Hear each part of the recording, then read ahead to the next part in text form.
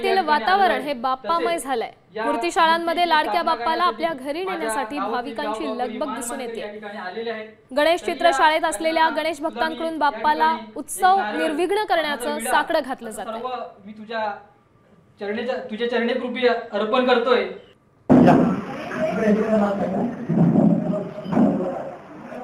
गणेश चित्र शाळेतून गणपतीची मूर्ती घरी नेण्याची परंपरा काय आहे त्याचा आढावा घेतलाय आमचे प्रतिनिधी अमोल कलये यांनी।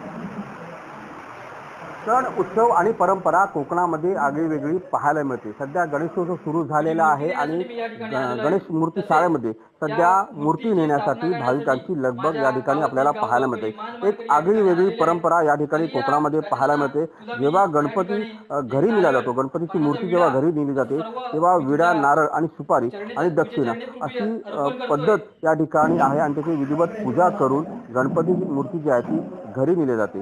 आपण या कर्जोळी गावातल्या मूर्ती शाळेमध्ये आहोत आणि या मूर्ती शाळेमधून आता या गणेश मूर्ती ज्या आहेत ते घरी नेल्या जाणार आहेत। परंपरा पूर्वांपार चालत आलेली आहे कोकणामध्ये।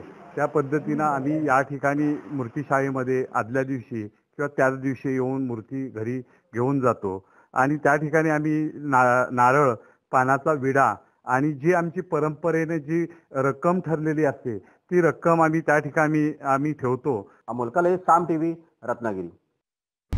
आता isakal.com आहे देशातील नंबर 1 ची मराठी न्यूज वेबसाईट। प्रत्येक अपडेटसाठी isakal.com ला नक्की भेट द्या।